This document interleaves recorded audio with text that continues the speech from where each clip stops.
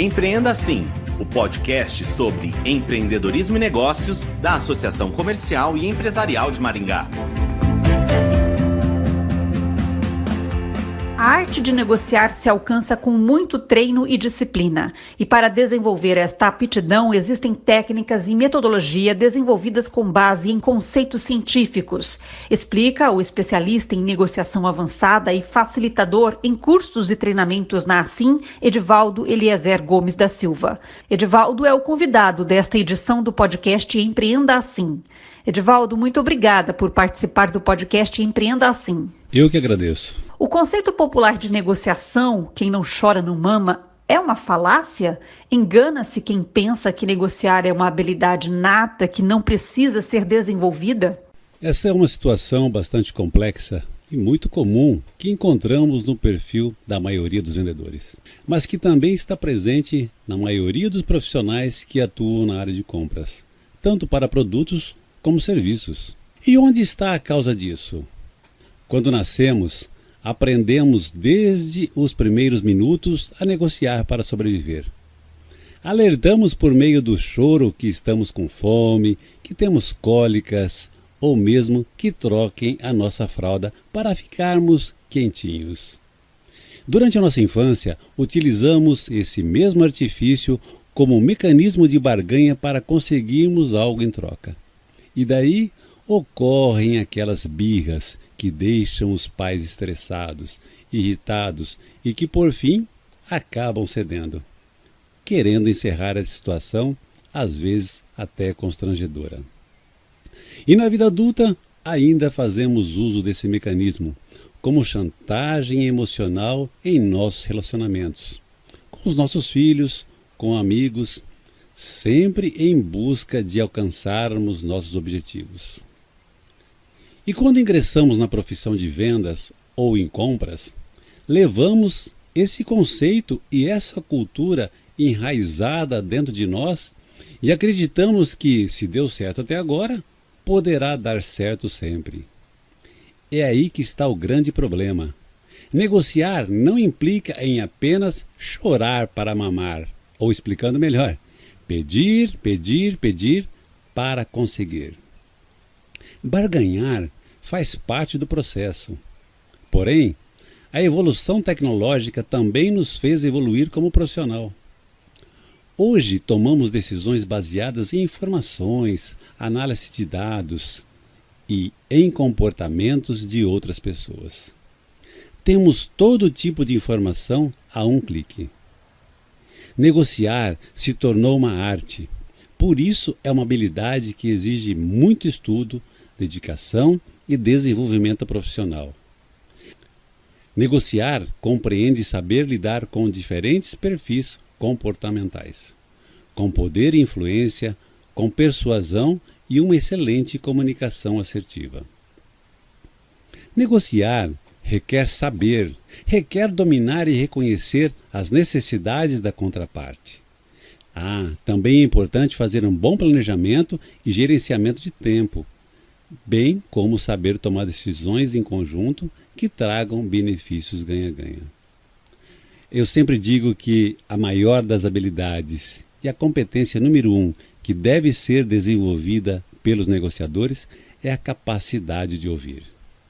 Somos sim negociadores natos, mas eu trocaria o jargão popular de quem não chora não mama por quem tem escuta ativa negocia melhor. Edivaldo, como deve ser a postura profissional de um bom negociador? Quais os erros comuns? Existe um passo a passo? Um bom negociador deve ter a postura de aluno de faculdade, que todos os dias está determinado a aprender mais para tirar uma boa nota, passar de ano, se formar e ir para o mercado de trabalho totalmente capacitado. Negociação é um processo complexo do ponto de vista racional, emocional e comunicativo. Um bom negociador é, acima de tudo, um bom ouvinte, que sabe como se colocar no lugar do outro. Um bom negociador sabe como defender seus interesses ao mesmo tempo que busca uma solução criativa, que supra as necessidades de ambas as partes. Um bom negociador precisa ser capaz de manter duas perspectivas diferentes na cabeça, ao mesmo tempo. Uma do seu próprio lado e outra do lado oposto. Um dos erros mais comuns é achar que falar muito pode ser vantagem para se negociar melhor. Ao contrário, ouvir ativamente é a postura correta do negociador de sucesso. Costumamos pensar em negociadores bem-sucedidos como bons falantes. Mas ser um bom ouvinte é ainda mais importante. Trata-se de escutar e respeitar. Ouvir e respeitar provavelmente são as concessões mais baratas que você pode fazer em uma negociação. Um outro erro comum é não se preparar para a negociação. Muitos vendedores e até mesmo compradores vão para a mesa de negociação sem qualquer informação que possam apoiá-los nas suas argumentações ou quebra de objeções. Há casos de vendedores e compradores que desconhecem a real utilidade do bem ou serviço que estão negociando. Para negociar em vendas ou negociar em compras, é preciso seguir alguns passos importantes.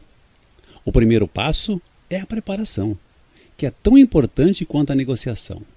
É nessa fase que se definem os objetivos, os limites, o alvo e as alternativas da negociação.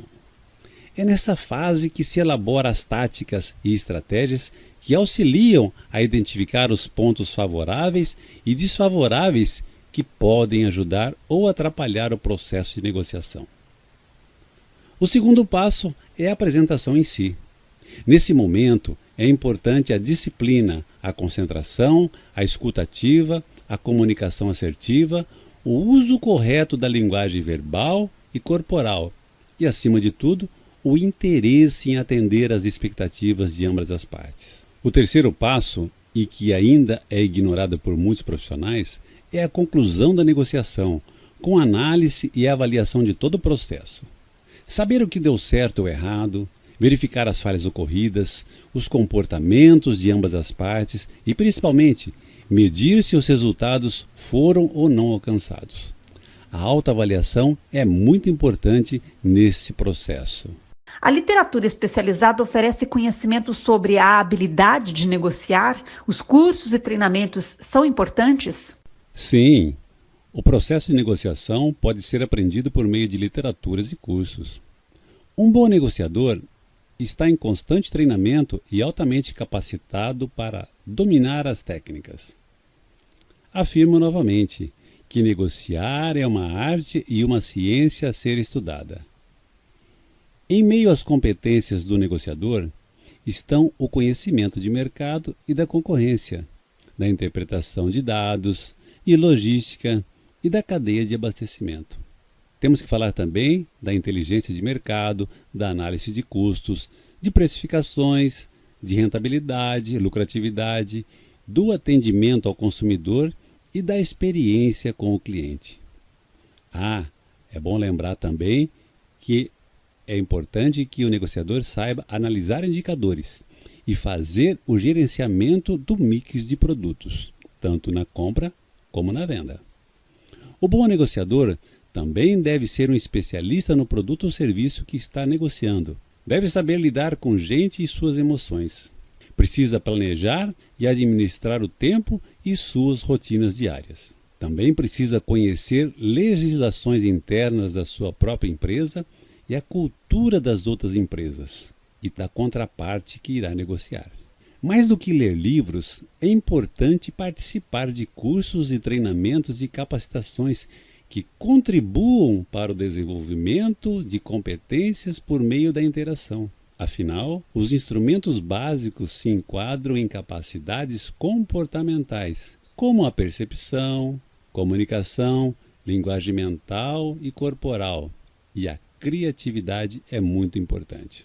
A interação e a troca de experiências podem contribuir na modelagem para o desenvolvimento de um negociador de alta performance. Qual a diferença entre convencer e persuadir? Entender essa diferença pode mudar o resultado do jogo da negociação. Para negociar bem, vender bem ou comprar bem, precisamos primeiro entender que em uma tomada de decisão, duas forças muito poderosas estão presentes. É um erro acreditar que a negociação é um processo racional e lógico. Ao contrário, as decisões muitas vezes são tomadas por ego, medo, vontade de agradar ou prejudicar alguém, ou por demonstração de força ou poder, ou outros fatores. 95% do processo de decisão em negociações e nas vendas são baseadas na intuição de sim ou não. Mesmo que você esteja comprando um aparelho celular ou um guindaste, sua decisão sempre vai ser emocional e você vai usar a razão para justificar a sua decisão, independente de qual lado da mesa você está sentado. O primeiro fator que leva uma pessoa a tomar uma decisão é o fator racional, que envolve dados e uma série de informações que levam a pessoa a pensar e raciocinar sobre um ou outro ponto. Quando as pessoas estão nesse modelo de análise, elas estão buscando recursos na parte do neocórtex em seu cérebro, responsável por nossa capacidade em lidar com números e entender contas matemáticas. Alguns perfis acreditam que estão amparados em aspectos racionais para tomar a melhor decisão.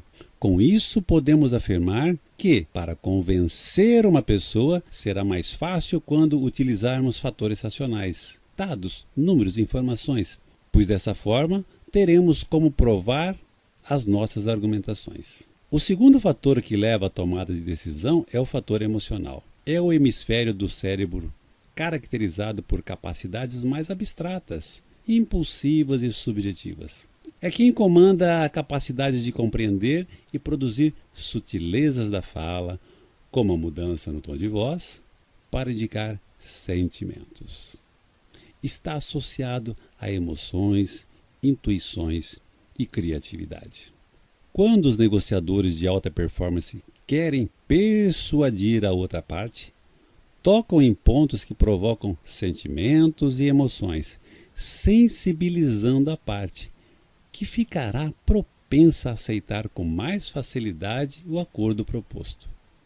Esses negociadores são hábeis em acessar o nosso sistema límbico, fazendo uso de gatilhos mentais e quase sempre conseguem êxito nas suas negociações.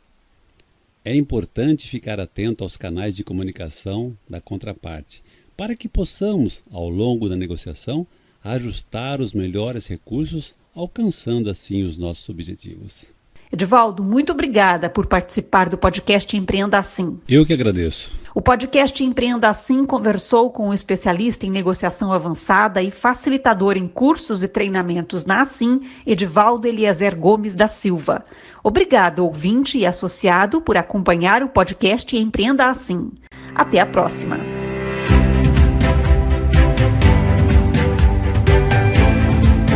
Empreenda Assim, o podcast sobre empreendedorismo e negócios da Associação Comercial e Empresarial de Maringá.